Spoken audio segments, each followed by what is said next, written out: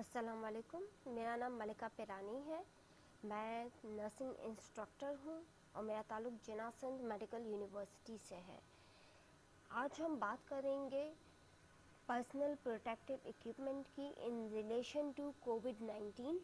हमें कोविड-19 पे बात करनी है और इस सिलसिले में जो पर्सनल प्रोटेक्टिव इक्विपमेंट हम यूज़ करते हैं और फर्दर कम्युनिटी में हमें किन हिदायत पे अमल करना होता है ताकि हम इस बीमारी के फैलाव को बचा सकें। तो सबसे पहले हम बात करेंगे ऑब्जेक्टिव्स की और हम डिस्कस करेंगे स्टैंडर्ड प्रिकॉशंस जो कि यूज़ करते हैं हम तमाम पेशेंट्स की केयर के लिए। इसके अलावा हम बात करेंगे इम्पोर्टेंस ऑफ हैंड हाइजीन यानी हाथों की सफाई।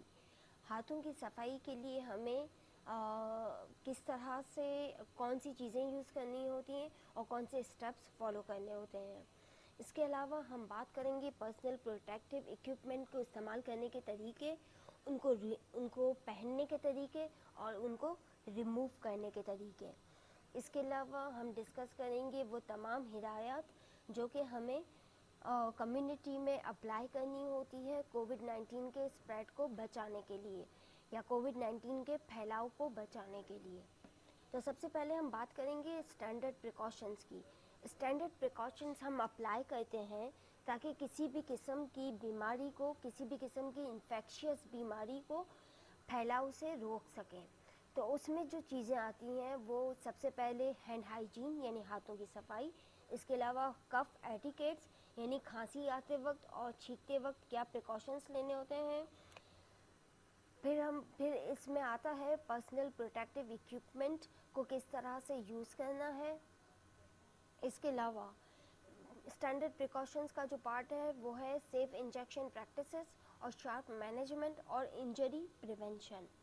इसके अलावा स्टैंडर्ड प्रिकॉशंस में बात होती है safe handling of and cleaning of disinfection of equipment यानी प्रॉपर किस तरह से इक्विपमेंट जो हम यूज़ करते हैं पेशेंट एरिया में उनकी क्लीनिंग, उनकी हैंडलिंग और उनकी डिसइंफेक्शन। इसके अलावा इन्वायरमेंटल क्लीनिंग की भी बात आती है स्टैंडर्ड प्रिकॉशंस में कि एनवायरनमेंट को भी क्लीन रखना है ताकि बीमारी के फैलाव को रोका जा सके। इसके अलावा safe handling and cleaning of soiled linen की भी बात आती है कि वो लिनन जो कि इस्तेमाल शुदा है उसको कैसे प्रॉपर्ली हैंडल करना है और फर्दर वेस्ट मैनेजमेंट किस तरह करना है। तो ये सारे जो है वो कंपोनेंट है स्टैंडर्ड प्रिकॉशंस के। तो हम बात करते हैं सबसे पहले इम्पोर्टेंस ऑफ हैंड हाइजीन की। तो जब हम हैंड हाइजीन की बात करते हैं तो सबसे पहले तो ये कि हमें हाथों को साबुन और पानी से कम से कम 20 सेकंड्स तक वॉश करना है ताकि हम जरासीम एक पेशेंट से दूसरे पेशेंट को न दे सकें। इसके अलावा इस बात को जानना ज़रूरी है कि जितने भी पेशेंट होते हैं वो सब के सब उनको इस बात का ख़तरा होता है या इस बात का रिस्क होता है कि जिस बीमारी के लिए बेसिकली वो हॉस्पिटल में एडमिट हुए हैं उस बीमारी के अलावा भी उन्हें कोई इन्फेक्शियस बीमारी हो सकती है जबकि वो हॉस्पिटल में एडमिट है। तो उसको प्रिवेंट करना बहुत ज़रूरी है। इसके अलावा ग्लव्स की बात करते हैं। जब भी हम ग्लव्स यूज़ करें तो हमें हर पेशेंट के लिए एक नया सेट ऑफ ग्लव्स यूज़ करना होता है और यूज़ करने के बाद ग्लव्स को इमीडिएटली डिस्कार्ड करना होता है और हैंड वॉश करना होता है ग्लव्स को रिमूव करने के बाद, और दूसरे पेशेंट के लिए एक नया सेट ऑफ ग्लव्स यूज़ करते हैं। हम एक ही पेयर ऑफ ग्लव्स मुख्तलिफ पेशेंट के लिए यूज़ नहीं कर सकते। फिर जो हेल्थ केयर प्रोवाइडर्स होते हैं वो खुद भी इस बात के रिस्क पे होते हैं, उनको खुद को भी इस बात का ख़तरा होता है कि उन्हें किसी पेशेंट का जरासीम लग सकता है या किसी भी बीमारी के जरासीम लग सकते हैं और इसीलिए स्टैंडर्ड प्रिकॉशंस और हैंड हाइजीन का अप्लाई करना बहुत ज़रूरी होता है। फिर हम बात करेंगे हैंड वॉशिंग के मूवमेंट्स की कि वो कौन कौन से मूवमेंट्स होते हैं जब हैंड वॉश करना बहुत ज़्यादा ज़रूरी होता है। सबसे पहले तो पेशेंट को टच करने से पहले हैंड वॉश करना इंतहाई ज़रूरी है। फिर पेशेंट पे कोई भी क्लीन प्रोसीजर या कोई भी एसेप्टिक प्रोसीजर इम्प्लीमेंट करने से पहले हैंड वॉश करना ज़रूरी है। फिर पेशेंट को टच करने के बाद हैंड वॉश करना इंतहाई ज़रूरी है। पेशेंट के किसी भी बॉडी फ्लूइड या किसी भी रतूबत से एक्सपोजर के बाद हैंड वॉश करना इंतहाई ज़रूरी है। इसके अलावा पेशेंट की सराउंडिंग यानी पेशेंट का बिस्तर या टेबल या कोई भी और चीज़ जो कि पेशेंट की सराउंडिंग में है उसको टच करने के बाद भी हैंड हाइजीन करना बहुत ज़रूरी है। तो ये वो मोमेंट्स थे जब हमें हैंड वॉश करना इंतहाई ज़रूरी होता है। अब हम एक वीडियो दिखेंगे अबाउट हैंड वॉशिंग स्टेप्स कि वो कौन से स्टेप्स होते हैं जो हमें हैंड वॉशिंग के वक्त अप्लाई करने होते हैं। तो हम अभी वो वीडियो तो लेट्स वॉच द वीडियो। ये वीडियो हमें बताती है कि हमें हैंड वॉशिंग के वक्त कौन से स्टेप्स लेने हैं। सबसे पहले तो ये इंतहाई ज़रूरी है कि हमने अगर कोई जेवरात पहने हुए हैं, कोई रिंग है या नेक है या कोई घड़ी वगैरह हाथ में है या कोई ब्रेसलेट है तो हम उसे पहले रिमूव कर दें। उसके बाद हम हैंड वॉशिंग के स्टेप्स को फॉलो करेंगे। तो ये वो स्टेप्स हैं जो हमें हैंड वॉशिंग के लिए यूज़ करते हैं वन आफ्टर अदर। तो सबसे पहले टैप ऑन करेंगे, अपने हाथों को पानी से गीला करेंगे और अपने हाथों में एक मुनासिब मिकदार साबुन की लेंगे। उसके बाद हाथों को रब करना है और फिर बैक साइड ऑफ हैंड को रब करना है दोनों हाथों की। और उसके बाद हमें फिंगर इंटरलेस करके आपस में अच्छी तरह उंगलियों को साफ़ करना है। फिर उंगलियों की बैक साइड को दूसरे हाथ के पाम पे रगड़ के साफ़ करना है और अच्छी तरह रगड़ना है। और उसके बाद दोनों अंगूठों को अच्छी तरह रोटेशनल मूवमेंट में क्लीन करना है और फिर टिप ऑफ द फिंगर्स को दूसरे हाथ के पाम में रब करना है ताकि प्रॉपर्ली क्लीन हो सके। एट द एंड आप अपने हाथ को पानी से अच्छी तरह रिंस कर लेंगे। एक टिश्यू लेंगे जिससे आप अपने हाथों को ड्राई करेंगे और उसको टैप को बंद कर देंगे उसी टिश्यू की हेल्प से। आपने हैंड वॉश करने के बाद टैप को हाथ नहीं लगाना है। तो ये थे वो स्टेप्स जो आप हैंड वॉशिंग के वक्त अप्लाई करते हैं। अब हम जाएंगे दोबारा अपनी प्रेजेंटेशन की तरफ। तो ये वो स्टेप्स थे हैंड वॉशिंग के। हैंड वॉश करने के बाद आप हैंड सैनिटाइज भी कर सकते हैं जिसके लिए आप हैंड सैनिटाइज़र यूज़ करते हैं।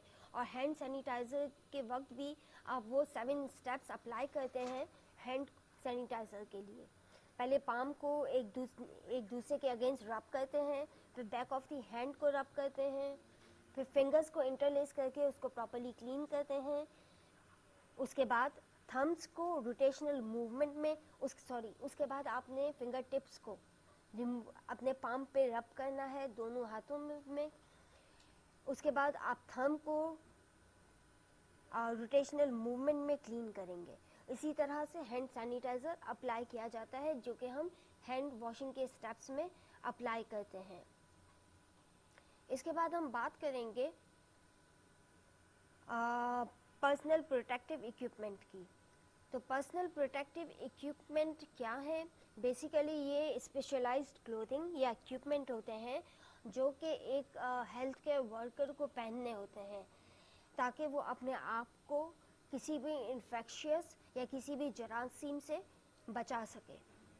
ये इक्विपमेंट, ये क्लोथिंग हमें अपने आप की सेफ्टी के लिए बहुत ज़रूरी होता है क्योंकि अगर हम सेफ रहेंगे तो हम दूसरों को इन्फेक्शन नहीं देंगे और हमारे खुद के भी प्रोटेक्शन होगी। तो जो चीज़ें शामिल हैं पर्सनल प्रोटेक्टिव इक्विपमेंट में, उसमें सबसे पहले ग्लव्स हैं जो कि आपके हाथों को प्रिवेंट करते हैं इन्फेक्शन से। फिर बात आती है गाउन्स या एप्रन की जो कि आपकी पूरी बॉडी को और आपके कपड़ों को इन्फेक्शन से बचाती है। बेसिकली आपके नेक से लेके आपकी नीज तक पूरी बॉडी को कवर करती है। इसके बाद बात आती है मास्क की। तो मास्क जो है वो आपके फेस को, आपके माउथ को और आपके नोज़ को प्रिवेंट करता है इन्फेक्शन से। फिर गॉगल्स की बात करें तो ये बेसिकली पेशेंट की रतूबत से बचा, अपनी आंखों को पेशेंट की किसी भी स्प्लैश हुई रतूबत से बचाने के लिए यूज़ किए जाते हैं। फिर बात आती है फेस शील्ड की। तो ये आपके पूरे चेहरे को, आपकी नाक को और आपकी आइज़ को बचाता है किसी भी इन्फेक्शन से।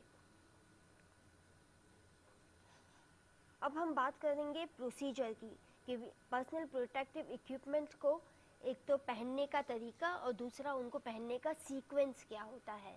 तो जब हम इनको पहनते हैं, जब हम पुट ऑन करते हैं पर्सनल प्रोटेक्टिव इक्विपमेंट, तो सबसे पहले तो हमें हैंड वॉश करना होता है। उसके बाद हम गाउन और एप्रन पहनते हैं, फिर हम मास्क अप्लाई करते हैं, उसके बाद गॉगल या फेस शील्ड पहनते हैं और बिल्कुल आखिर में हम ग्लव्स पहनते हैं। तो ये पहनने का तरीका है, लेकिन इनको रिमूव करने का तरीका, इनको बॉडी से रिमूव करने का तरीका अलग है, जो कि इस हिसाब से है। सबसे पहले आप गाउन और एप्रन को ग्लव्स के साथ रिमूव करते हैं, उसके बाद आप हैंड वॉश करते हैं, एंड देन आप गॉगल और फेस शील्ड को रिमूव करते हैं और बिल्कुल आखिर में आप मास्क को रिमूव करते हैं। और ये तमाम चीज़ों को रिमूव करने के बाद दोबारा आप अपने हैंड वॉश करते हैं या सैनिटाइज़र यूज़ करते हैं। अब हम बात करेंगे कि ये स्टेप्स कैसे फॉलो किया जाता है, किस स्टेप के थ्रू हम इन चीज़ों को रिमूव करते हैं। सबसे पहले गाउन की बात करें तो जो गाउन होता है ये एक्चुअली बेसिकली हम पहनने की बात कर रहे हैं, पीपीई को, कि हमें ये पहनना कैसे है। गाउन जो होते हैं वो बेसिकली हमारी बॉडी को गले से लेके नीज तक यानी घुटने तक कवर करते हैं, और ये आर्म्स को भी, हमारे हाथों को भी कवर करते हैं रिस्ट तक। और इसके अलावा इससे ये जो है वो हमारे बैक को भी रैप कर रहे होते हैं, हमारे बैक को भी कवर कर रहे होते हैं।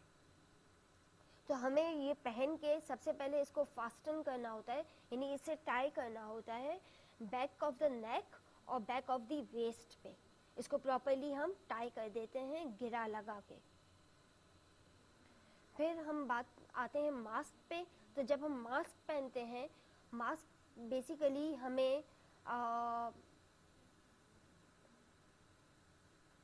जब हम पहनते हैं तो हमें टाइज जो होती हैं, जो कि इसकी इलास्टिक टाई होती हैं, उसको टाई करना होता है middle of the head and neck पे।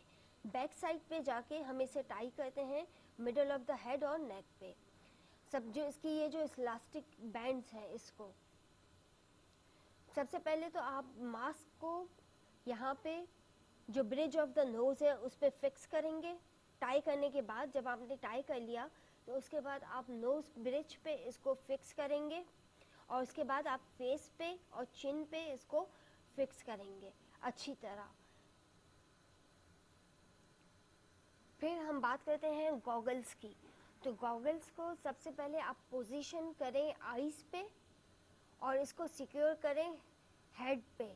ये आपकी जो एयर पीस या हेड बैंड को यूज़ करते हुए इसको प्रॉपर्ली सिक्योर करते हैं।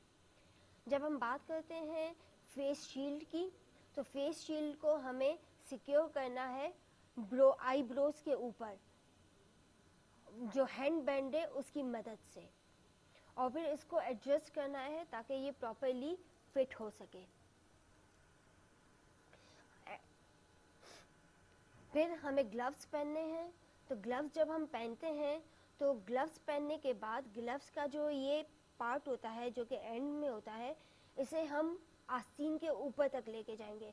जो गाउन हमने पहना था उसकी आस्तीन हमारी कलाई तक होती है, रिस्ट तक होती है। तो जब हम ग्लव्स पहनेंगे तो हम you need to make sure कि जो ग्लव्स का एंड है वो स्लीव्स की ऊपर तक आए और उसको प्रॉपर्ली कवर करें।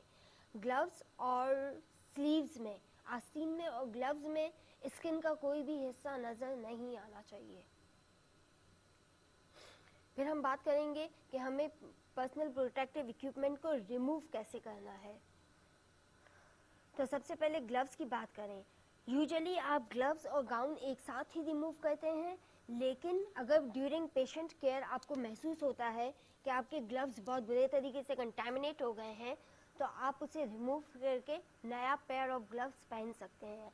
या अगर आप रिमूव नहीं करते तो आप एक हैंड वाइप यूज़ कर सकते हैं और उसे आप अपने हाथों को अच्छी तरह वाइप ऑफ करें और दोबारा ग्लव्ड हैंड को ही सैनिटाइज करें और फिर पेशेंट की केयर करें। लेकिन इफ़ यू थिंक कि ये मुमकिन नहीं है तो आप सबसे पहले ग्लव रिमूव करेंगे। और ग्लव रिमूव करने का तरीका ये है कि जो आपका एक ग्लव्ड हैंड है उसी से आप ग्लव के दूसरे हाथ के ग्लव के बैरूनी हिस्से को पकड़ेंगे, पिंच करेंगे और उसे कलाई से लेके फिंगर की तरफ ले जाते हुए बाहर की तरफ निकाल देंगे, जिस तरह इस पिक्चर में आपको शो किया गया है। अब ये पूरा जब ग्लव रिमूव हो जाता है तो आपका जो दूसरा ग्लव्ड हैंड है, आप इस ग्लव को, रिमूव्ड ग्लव को जो कंटेमिनेटेड है, वो आप दूसरे ग्लव्ड हाथ में पकड़ लेंगे। उसके बाद आपने अपनी फिंगर्स को, जो कि अब लाइक नेकेड फिंगर्स हैं, उनको आप स्लाइड इन करेंगे दूसरे ग्लव्स के अंदर। मीन्स ये कि जो ग्लव्स का आउटसाइड हिस्सा है ये कंटेमिनेटेड है, लेकिन जो इनसाइड पार्ट है वो कंटेमिनेटेड नहीं है, तो आप उसी पार्ट को टच कर सकते हैं। तो आप पहले स्लाइड करेंगे फिंगर्स को ग्लव के अंदरूनी हिस्से की तरफ और उसी को बाहर की तरफ ले जाते हुए रिमूव करेंगे, जैसा कि इस पिक्चर में दिखाया गया है। और उसके बाद इसको पूरी तरह रिमूव कर देंगे और एट द एंड आप हैंड वॉश करेंगे और हैंड सैनिटाइज करेंगे। ये वो तरीका है कि जब आपको सिर्फ ग्लव रिमूव करने की ज़रूरत होती है। अब हम बात करेंगे कि आप गाउन और ग्लव दोनों कैसे रिमूव करते हैं, लेकिन ग्लव रिमूव करने के बाद हैंड वॉश भी करेंगे। अच्छा, अब हम बात करते हैं गाउन की। यूजुअली जैसे कि मैंने पहले बताया कि आप गाउन और ग्लव्स दोनों एक साथ रिमूव करते हैं। तो सबसे पहले आपने ये करना है कि गाउन के फ्रंट के हिस्से को, जो गाउन का फ्रंट होता है और स्लीव्स होती हैं, वो कंटेमिनेटेड होती हैं। इसीलिए जब आप इसको रिमूव करेंगे तो आप फ्रंट से इसको होल्ड करेंगे और इसको पुल अवे करेंगे, आगे की तरफ ले जाएंगे। आपको टाइज पीछे से, गले के पीछे से या कमर के पीछे से टाइज ओपन करने की ज़रूरत नहीं है। आपने उसे जस्ट रिमूव करना है और वो टाइज खुद ही फट के अलग हो जाएगी जब आप उसे बाहर की तरफ खींचेंगे। तो आपने गाउन का सिर्फ आउटसाइड हिस्सा टच करना है। फिर आपने जो है गाउन का बैरूनी हिस्सा है उसे इनसाइड की तरफ फोल्ड करते वक्त पूरा रोल कर लेना है और एक बंडल बना के उसे डिस्कार्ड कर देना है। हम इन स्टेप्स को इस पिक्टोरियल फॉर्म में बेहतर तरीके से समझ सकेंगे। सबसे पहले बाहर की तरफ से आपने जो है वो गाउन को पकड़ना है और सामने की तरफ खींचना है इस तरह, और ग्लव्स के साथ ही इसको रिमूव कर लेना है और इसको इस तरह से फोल्ड कर देना है कि जो बैरूनी हिस्सा है वो अंदर की तरफ चला जाए और जो अंदरूनी हिस्सा था वो बाहर की तरफ आ जाए, और उसके बाद इसे डिस्कार्ड कर देना है। आपने हाथों को कंटेमिनेट किए बगैर, लेकिन फिर भी जब आप ये रिमूव कर लेंगे तो आप अपने हैंड अच्छी तरह से वॉश करेंगे और सैनिटाइज करेंगे। जब हम बात करते हैं गॉगल्स और फेस शील्ड की, तो सबसे पहले आपने जो है इस बात को समझना है कि ग्लव्स और गॉगल्स का आउटसाइड हिस्सा जो है वो कंटेमिनेटेड होता है। तो आपने गॉगल्स के बाहर वाले हिस्से को टच नहीं करना है। अगर आपके हाथ गॉगल्स रिमूव करते वक्त कंटेमिनेटेड हो जाते हैं तो अपने हाथों को प्रॉपर्ली वॉश कर लें फ़ौरन से और सैनिटाइज़र यूज़ करें अल्कोहल बेस्ड। इसके बाद आपने गॉगल्स को रिमूव करना है या फेस शील्ड को रिमूव करना है फ्रॉम द बैक, यानी पीछे की तरफ से पकड़ते हुए और आगे की तरफ ले आएंगे और उसे हेड बैंड या एयर पीसीस की तरफ से पकड़ते हुए रिमूव कर देंगे। अगर वो आइटम रीयूजेबल है, यूजुअली तो आपने आइटम को फेंक देना है, डिस्कार्ड कर देना है, लेकिन अगर वो रीयूजेबल है तो उसे प्रॉपर्ली डिसइंफेक्ट करके प्रॉपर डेजिग्नेटेड एरिया या रिसेप्टिकल में रख के उसको सेव कर देना है या फिर उसे डिस्कार्ड कर देना है। यहाँ पे आपको तरीका दिखाया गया है कि आप इसे हेड बैंड या एयर पीसीस से होल्ड करते वक्त निकालते हैं, इसके फ्रंट एरिया को टच नहीं करते और फिर इसे इस तरह से बाहर की तरफ पुल कर लेते हैं और एट द एंड इसे आप फेंक देते हैं। फिर बात आती है मास्क की। तो मास्क का जो बैरूनी हिस्सा होता है वो कंटामिनेटेड होता है, तो आपने उसका बैरूनी हिस्सा टच नहीं करना है। अगर आपके हाथ कंटामिनेटेड हो जाते हैं तो प्लीज़ इमीडिएटली अपने हाथों को वॉश करें और सैनिटाइज करें। सबसे पहले आपने जो है वो जो मास्क की बॉटम टाइज होती है उसे रिमूव करना है और फिर जो ऊपर की तरफ टाई होता है, इलास्टिक बैंड होता है, उसे रिमूव करना है without touching the front of the mask. फिर आपने इसे डिस्कार्ड कर देना है वेस्ट कंटेनर में और फिर हैंड वॉश करना है प्रॉपर्ली और हैंड सैनिटाइज करना है। अब हम एक वीडियो देखेंगे कि हमें ये जो पर्सनल प्रोटेक्टिव इक्विपमेंट है इनको पहनने का और रिमूव करने का तरीका क्या है। तो अब हम इस वीडियो में देखेंगे कि इस वीडियो में बता रहे हैं हमें कि पर्सनल प्रोटेक्टिव इक्विपमेंट को हमें किस तरह से पहनना है और किस तरह रिमूव करना है। तो जब हम पर्सनल प्रोटेक्टिव इक्विपमेंट की बात करते हैं तो सबसे पहले तो हमें ये देखना है कि जो भी हमारी ज्वेलरी है वो हम सब रिमूव कर दें। हमारे नेल्स कटे हुए होने चाहिए, प्रॉपर फाइल्ड होने चाहिए नेल और कटे हुए होने चाहिए। और इसके अलावा हमें इस बात का ध्यान रखना है कि वो हजरात जो जिनकी दाढ़ी या मूछें होती हैं अगर वो शेव ऑफ कर लेते हैं तो अच्छी बात है, अदरवाइज जो मास्क होता है या जो फेस शील्ड होती है वो प्रॉपर्ली फिक्स नहीं आती आपके चेहरे पे। इसके अलावा आपने इस बात का ध्यान रखना है कि जितनी भी चीज़ें आप पर्सनल प्रोटेक्टिव इक्विपमेंट आप जितने भी ले रहे हैं वो आपके साइज़ के हिसाब से हो। ऐसा ना हो कि आपका साइज़ ना हो और फिर वो प्रॉपर्ली फिट ना आए आपकी बॉडी पे। तो लेट्स वॉच द वीडियो। सबसे पहले हम बात करेंगे कि हमने जो चीज़ें ली हैं वो हमारी प्रॉपर साइज़ की हैं। इसके अलावा हमने सारी ज्वेलरी अपनी बॉडी से रिमूव कर दी है और अगर हमने जो है वो किसी की भी दाढ़ी या मूछें हैं तो इट्स गुड कि हम उन्हें रिमूव कर दें। अब हम बात कर रहे हैं सबसे पहले चीज़ों की। हमारे पास चाहिए हमें गाउन और हमें चाहिए N95 मास्क, स्पेशली जब हम कोविड-19 की बात करते हैं। लेकिन अगर हमारे पास N95 मास्क अवेलेबल नहीं है तो हम सर्जिकल मास्क भी ले सकते हैं जो कि ड्रॉपलेट इन्फेक्शन को प्रिवेंट करने के लिए होता है। इसके अलावा हमारे पास फेस शील्ड और गूगल्स भी लेने हैं। अगर हमारे पास इनमें से कोई एक चीज़ अवेलेबल है तो हम वो यूज़ कर सकते हैं। इसके अलावा हमारे पास ग्लव्स का होना भी ज़रूरी है और हमें हैंड सैनिटाइज़र भी हमारे पास अवेलेबल होना चाहिए। जब हम बात करते हैं ये पर्सनल प्रोटेक्टिव इक्विपमेंट की तो जब इन्हें पहनते हैं तो हमें पेशेंट एरिया से बाहर होना चाहिए। हम पेशेंट एरिया में रहते हुए ये तमाम इक्विपमेंट पहन नहीं सकते। जब हम ये तमाम इक्विपमेंट जितने भी हैं पर्सनल प्रोटेक्टिव इक्विपमेंट ये जब पहन लेते हैं इसके बाद ही हम पेशेंट के एरिया में जा सकते हैं।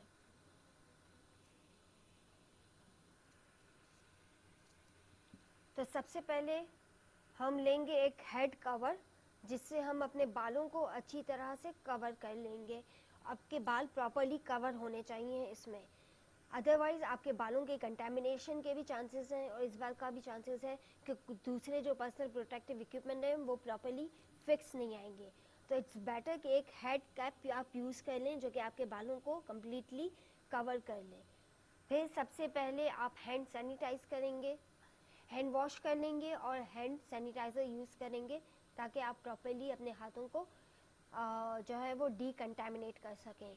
और जैसे कि हमने पहले हैंड वॉशिंग के स्टेप्स देखे हैं उन्हीं स्टेप्स को ये फॉलो कर रहे हैं। सबसे पहले हाथों को रब करेंगे, फिर बैक ऑफ दी हैंड्स को रब करेंगे अच्छी तरह, फिर फिंगर्स को इंटरलेस करेंगे और थम्स को क्लीन करेंगे।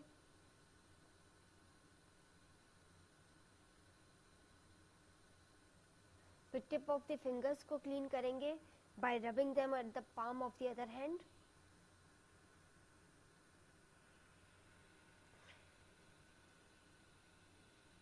और फिर अच्छे तरीके से पूरे हाथ को कवर कर लेंगे।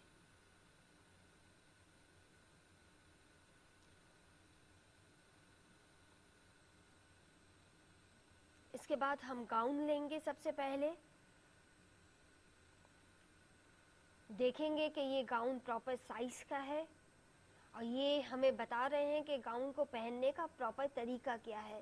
पहले स्लीव्स में हाथ डालेंगे और फिर अपने हेड को कवर कर लेंगे, या अगर इस तरह का नहीं है तो हम नेक को टाई कर लेंगे।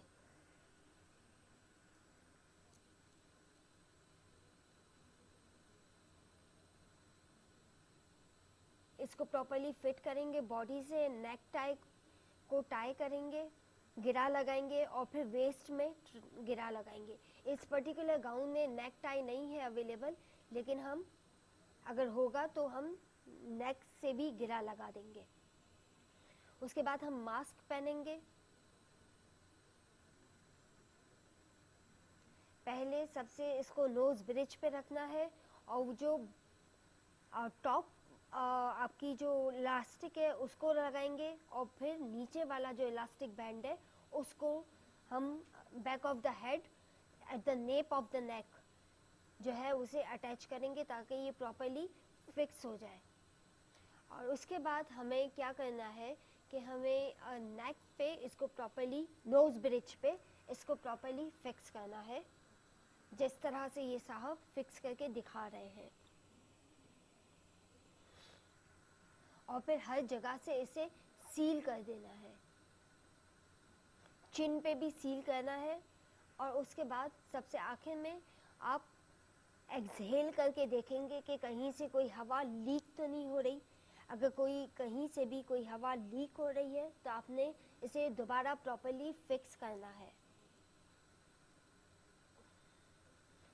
क्योंकि अगर हवा लीक हो रही है तो ये प्रॉपरली फिक्स नहीं हुआ है।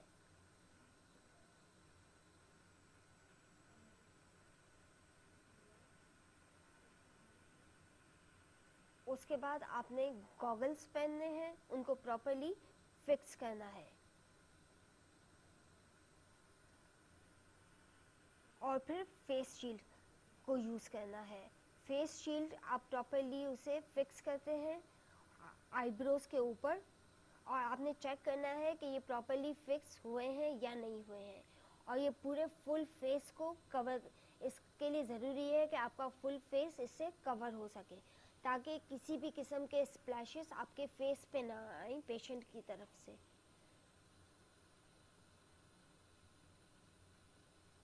यूजुअली हमारे पास इस किस्म के गाउन्स अवेलेबल नहीं होते, लेकिन जहाँ तक यूजुअली वो कलाई तक कवर कर रहे होते हैं। एट द एंड आपने ग्लव्स पहनने हैं, और ये जो जैसे मैंने पहले बताया था, ये ग्लव्स पूरे आपकी स्लीव्स को कवर करना चाहिए ताकि आपकी स्किन का कोई भी हिस्सा एक्सपोज्ड ना हो। कहीं से भी ग्लव्स और आस्तीन के बीच में कोई भी स्किन नज़र नहीं आनी चाहिए।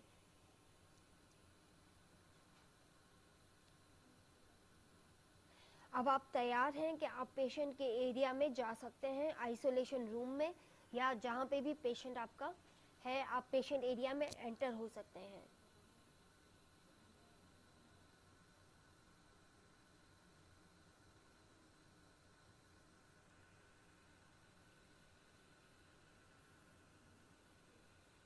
इसके बाद आपने हैंड सैनिटाइज़र यूज़ करना है ग्लव्स के ऊपर भी। अगर इफ़ यू फील कि आपके ग्लव्स कंटेमिनेट हो गए तो आप ग्लव्स के ऊपर या तो सैनिटाइज़र यूज़ कर लें, या अगर आप समझते हैं कि इसे रिमूव करना है तो आप रिमूव करके एक न्यू पेयर ऑफ ग्लव्स पहन लें, मेकिंग श्योर कि आप अपने किसी बॉडी के किसी और हिस्से को कंटेमिनेट नहीं कर रहे हैं।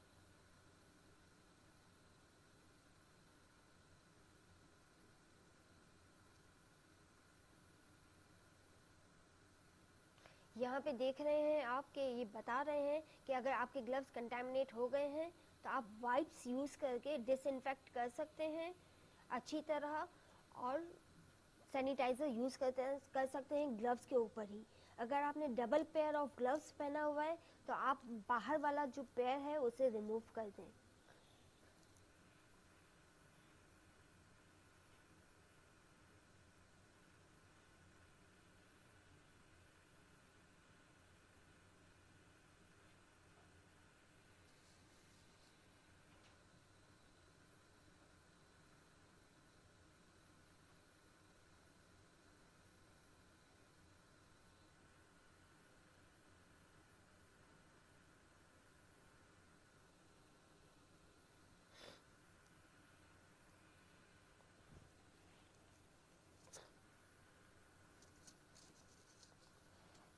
इसके बाद हम बात करेंगे कि जब हम पेशेंट की केयर कर चुके हैं और हमें जो है वो इन तमाम पर्सनल प्रोटेक्टिव इक्विपमेंट को रिमूव करना है तो उसका क्या तरीका होगा।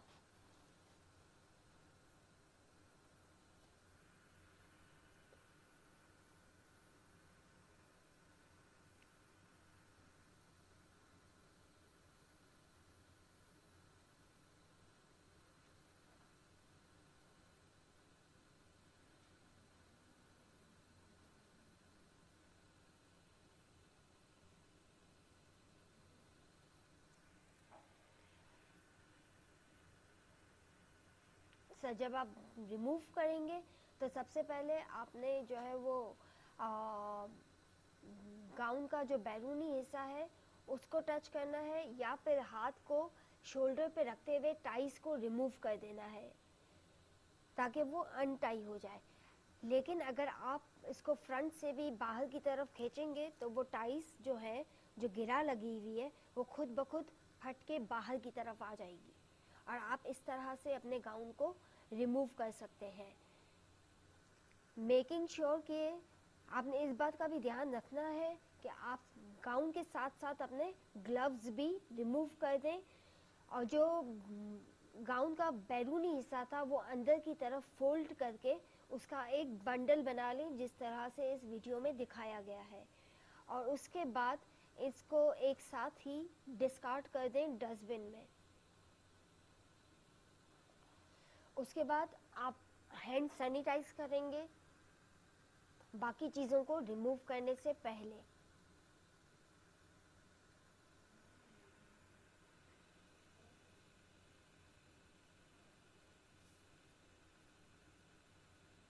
सबसे पहले आप जो है वो फेस शील्ड को रिमूव करेंगे, हेड की तरफ से आप इसे पकड़ेंगे एंड देन आप इसे रिमूव कर देंगे, फ्रंट से नहीं पकड़ेंगे।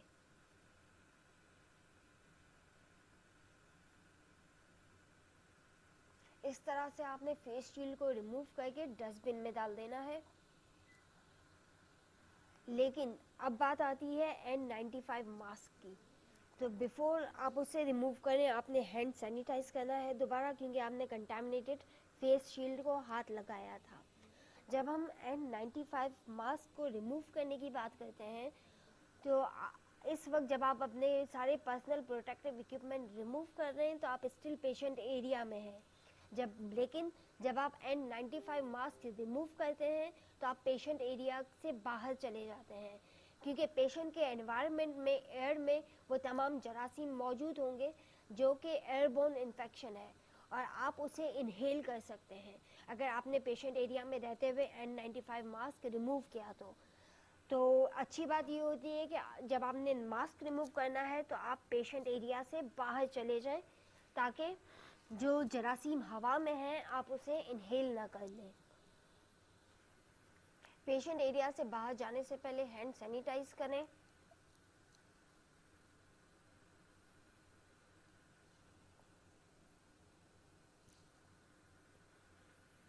और उसके बाद जब आप मास्क रिमूव करेंगे तो इस तरह से पहले अपने हेड को बेंड करेंगे और सबसे पहले जो आपकी नेप ऑफ द नेक पे जो इलास्टिक बैंड था सबसे पहले वो रिमूव करेंगे और फिर टॉप बैंड रिमूव करेंगे और इस तरह से रिमूव करते हुए इसे वेस्ट बिन में फेंक देंगे। और उसके बाद आपने हेड कवर भी रिमूव कर देना है और दोबारा एट द एंड हैंड को अच्छी तरह से सैनिटाइज करना है।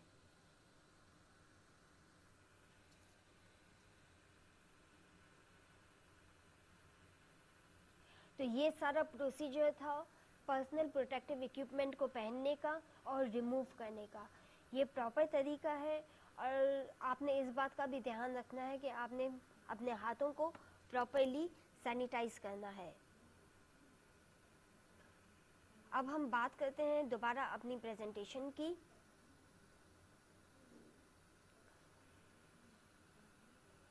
बात करेंगे हम कि हमें पर्सनल प्रोटेक्टिव इक्विपमेंट कब यूज़ करने हैं और किस सिचुएशन में हमें कौन से पर्सनल प्रोटेक्टिव इक्विपमेंट यूज़ करने की ज़रूरत होती है। तो सबसे पहले अगर बात करें हैंड हाइजीन की, यानी हैंड वॉश करने की, तो हमें जब भी हम पेशेंट से कांटेक्ट करें और जब भी पेशेंट को की केयर करने के बाद या पेशेंट के कंटामिनेटेड एनवायरनमेंट को से हमारा अगर एक्सपोजर हुआ है तो उससे पहले और उसके बाद हमें हैंड हाइजीन करना है। जब बात आती है पेशेंट के ब्लड या किसी भी बॉडी फ्लूइड यानी म्यूकस यानी थूक या किसी भी और किस्म की रतूबत से कांटेक्ट में आने के वक्त हमें ग्लव्स भी यूज़ करने और हमें हैंड वॉश दोनों अप्लाई करने हैं। फिर बात आती है रिस्क ऑफ स्प्लैशेस की, यानी अगर इस बात का ख़तरा हो कि पेशेंट की रतूबत जो है वो हमारे फेस पे या हमारी आईज़ पे स्प्लैश हो सकती है, तो हमें या हमारी बॉडी पे स्प्लैश हो सकती है, तो हमें हैंड हाइजीन, ग्लव्स और गाउन तीनों का ख्याल रखना है, तीनों को अप्लाई करना है। जब बात आती है स्प्लैशेस की, यानी पेशेंट की रतूबत की स्प्लैशेस की हमारे फेस पे या हमारी आँखों पे, तो इस सिलसिले में हमें जो है वो ये तमाम पर्सनल प्रोटेक्टिव इक्विपमेंट अप्लाई करने होते हैं, जिसमें goggles, medical mask, gown, gloves और हैंड हाइजीन तमाम की बात आती है। अच्छा, अब हम बात करेंगे कि क्या प्रिंसिपल्स हैं पीपीई को यूज़ करने के। सबसे पहले जैसे हमने बात की थी कि इनका साइज़ प्रॉपर होना चाहिए, कि वो प्रॉपर आपके साइज़ के हिसाब से होने चाहिए ताकि वो प्रॉपरली फिट आ सकें, ताकि वो प्रॉपरली फिट हो सकें आपकी बॉडी से। फिर जब भी आप पर्सनल प्रोटेक्टिव इक्विपमेंट की बात करते हैं तो आपने पर्सनल प्रोटेक्टिव इक्विपमेंट अप्लाई करने होते हैं, पहनने होते हैं पेशेंट से कांटेक्ट से पहले। जैसे ही पेशेंट की केयर कंप्लीट हो जाती है या अगर आप पेशेंट का एरिया छोड़ के बाहर जा रहे होते हैं तो आपको तमाम पर्सनल प्रोटेक्टिव इक्विपमेंट रिमूव करने होते हैं। अगर बीच में किसी काम के सिलसिले में भी आप बाहर जाते हैं, अगर पेशेंट की केयर कंप्लीट नहीं भी हुई है तो कोशिश तो ये करनी चाहिए कि बीच में आप पेशेंट केयर एरिया से बाहर न जाएं, और अगर जाने की ज़रूरत पड़ती भी है तो बाहर जाने से पहले तमाम पर्सनल प्रोटेक्टिव इक्विपमेंट रिमूव कर दें। इसके अलावा जब आप पर्सनल प्रोटेक्टिव इक्विपमेंट रिमूव करते हैं तो केयरफुली रिमूव करना चाहिए, यानी ये कि पहले सबसे पहले आप डर्टीएस्ट को रिमूव करेंगे और इससे एट द एंड आप क्लीन इक्विपमेंट को रिमूव करेंगे। सबसे ज़्यादा डर्टीएस्ट जो चीज़ें होती हैं वो आपका गाउन और आपके ग्लव्स होते हैं, तो वो सबसे पहले आप रिमूव करते हैं और उसके बाद आप बाकी क्लीन चीज़ों को रिमूव करते हैं। वो कम्प्लीटली क्लीन तो नहीं होते लेकिन इतने डर्टी भी नहीं होते जितने के गाउन और ग्लव्स डर्टी होते हैं। और at the end clean and disinfect reusable PPE after each use. अगर कोई ऐसे पीपीई है, कोई ऐसे पर्सनल प्रोटेक्टिव इक्विपमेंट हैं जो रीयूजेबल हैं, तो आप इन्हें प्रॉपरली डिसइंफेक्ट करें और क्लीन एरिया में रखें इस्तेमाल के बाद। फिर हम बात करेंगे कि कम्युनिटी के लिए कौन से प्रिवेंटिव मेजर्स होते हैं जो कि हमें अप्लाई करने होते हैं जब हम कम्युनिटी में होते हैं, और यही टीचिंग हमें अपनी कम्युनिटी में बाकी लोगों को भी देखनी होती है। एंड दैट इंक्लूड्स कि हमें अपने हाथ प्रॉपरली वॉश करने हैं विथ सोप एंड वाटर। साबुन और पानी से अपने हाथों को अच्छी तरह वॉश करना है पेशेंट को हैंडल करने से पहले या पेशेंट को हैंडल करने के बाद, अगर हम कम्युनिटी में भी किसी पेशेंट को हैंडल कर रहे हैं तो, और एटलीस्ट 20 सेकंड तक हैंड वॉश करना है। इसके अलावा जब हम पर्सनल प्रोटेक्टिव इक्विपमेंट पहनते हैं या रिमूव करते हैं तो उसको प्रॉपरली मेथड के थ्रू पहनना चाहिए और प्रॉपरली मेथड के थ्रू रिमूव करना चाहिए। फिर आपने जब भी कोई डोर को ओपन करना हो तो ऑलवेज जो है वो आपने अपने एल्बो या बॉडी वेट को यूज़ करते हुए ओपन करना है। आपने हैंडल को टच नहीं करना अपने हाथों से। इसके अलावा पेशेंट की कॉन्फिडेंशियलिटी और स्टाफ की कॉन्फिडेंशियलिटी हर हालत में मेंटेन रखनी है।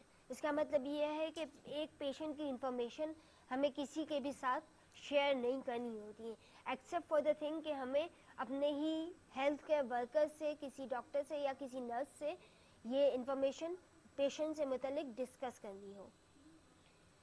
इसके अलावा जब हमें खुदा न खास्ता खांसी आए या छींक आए तो हमें उसे अपने एल्बो में या स्लीव्स में को यूज़ करना चाहिए, रादर देन ये कि हम हाथों में या खुली हवा में इसको छींके या खांसें। इसके अलावा जो भी हम टिश्यू यूज़ कर रहे हैं खांसते वक्त या छींकते वक्त, उसे फ़ौरन यूज़ करने के बाद हमें डिस्कार्ड कर देना है, फेंक देना है वेस्ट बिन में। जब भी आप पेशेंट केयर एरिया में होते हैं तो आपकी आइडेंटिटी जो है वो डिस्प्लेड होनी चाहिए। अगर आप गाउन पहन रहे हैं, आपने पूरा अपने आप को कवर किया हुआ है और आपका आईडी बैंड डेफिनेटली गाउन के ऊपर नहीं होगा, तो आप जस्ट अपना नाम जो है वो किसी पेपर पे लिख के पेस्ट कर सकते हैं, या सिर्फ अपना नाम, आपका कोई और हेल्थ केयर वर्कर साथ हो तो उसे कह सकते हैं कि वो आपके गाउन पे आपका नाम लिख दें। जब भी आप पेशेंट एरिया में होते हैं या इवन कम्युनिटी में भी होते हैं तो दूसरे लोगों से आपने डिस्टेंस रखना है। और जब आप लाउंज में होते हैं दूसरे स्टाफ के साथ तो आपने उनसे डिस्टेंस रखना है एटलीस्ट 2 मीटर का। इसके अलावा आपने इस बात का ख्याल रखना है कि आप अपने हाथ और अपनी बॉडी कहाँ कहाँ पे टच कर रहे हैं। आपने इस बात का ख्याल रखना है कि आप कंटामिनेटेड ग्लव्स से किसी क्लीन एरिया को टच ना करें और अपने क्लीन बॉडी क्लोथ्स को किसी कंटामिनेटेड एरिया से टच ना करें। इसके अलावा हैंड शेक ना करें अपने कोलीग्स के साथ या अपनी कम्युनिटी में किसी भी पर्सन के साथ। तो ये मुकम्मल मालूमात थी अबाउट पीपीई। और इसके अलावा कम्युनिटी में जो हम प्रिवेंशन अप्लाई करते हैं वो ये है कि हमें प्रॉपर हैंड वॉश करना है 20 सेकंड तक, और हमें हैंड सैनिटाइज़र यूज़ करना है जो कि अल्कोहल बेस्ड हो, जिसमें 60% अल्कोहल हो। फिर आपने अपना माउथ को और एल्बो को अपने माउथ को और अपने नाक को एल्बो से कवर करना है अगर आपको खांसी या छींक आ रही हो। और ये जितनी भी हिदायत हैं आप अपनी कम्युनिटी में जितने भी लोग हैं उनको भी दे सकते हैं। जितने भी हेल्थ केयर प्रोवाइडर्स हैं वो ये तमाम हिदायत अपनी कम्युनिटी खुद भी यूज़ करें और अपनी कम्युनिटी में लोगों को भी बताएं इस मुतालिक। फिर अगर आपको बीमार हैं, आपको नज़ला, ज़ुकाम या ऐसी कोई कंप्लेन है तो प्लीज़ मास्क को यूज़ करें।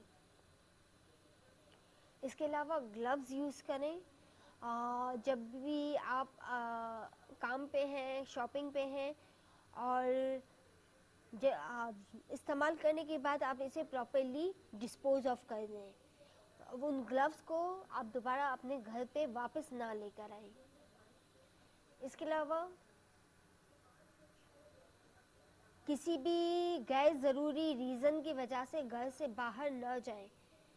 घर से बाहर जाते वक्त इस बात का ध्यान रखें कि क्या वो जिस काम से आप घर से बाहर जा रहे हैं क्या वो इंतहाई ज़रूरी है, अगर नहीं तो घर में स्टे करें। इसके अलावा अपने चेहरे को और अपने नाक को जो है वो टच करने से गुरेज करें। इसके अलावा सोशल डिस्टेंसिंग मेंटेन रखें। इसका मतलब ये है कि क्राउड में ना जाएं, क्राउड में जाने से अवॉइड करें, किसी के साथ हाथ न मिलाएं और किसी के भी साथ बात करते वक्त 2 मीटर का या 6 फीट का डिस्टेंस रखें। इसके अलावा सरफेसेस को टच करने से अवॉइड करें क्योंकि सरफेसेस पे भी जरासीम मौजूद हो सकते हैं जो कि आपके हाथ पे आ सकते हैं और आपको इन्फेक्ट कर सकते हैं। जब भी आप लाइट्स या लिफ्ट के जो बटन्स होते हैं, अगर आपने उसे टच करना हो तो अपने एल्बो से करें, न कि अपने हाथ से। इसके अलावा जितनी भी सरफेसेस हैं, जैसे फ़ोन है, डोर हैंडल्स हैं, या इस किस्म के किसी भी किस्म की सरफेसेस हैं, उनको प्रॉपरली क्लीन करें। और इनको क्लीन करने के लिए जो आप सॉल्यूशन यूज़ करेंगे वो आप खुद भी बना सकते हैं, जिसमें एक हिस्सा ब्लीच होगा और 9 हिस्से पानी होंगे। इस तरह से एक सॉल्यूशन बन सकता है जो चीज़ों को क्लीन करने के लिए या डीसैनिटाइज करने के लिए और सरफेसेस को डीसैनिटाइज करने के लिए यूज़ किया जा सकता है। तो ये वो तमाम इंफॉर्मेशन थी in relation to personal protective equipment, और वो तमाम हिदायत जो आपने कम्युनिटी में खुद भी अप्लाई करनी है और बाकी कम्युनिटी मेंबर्स को भी बतानी है। तो thank you for attending this presentation.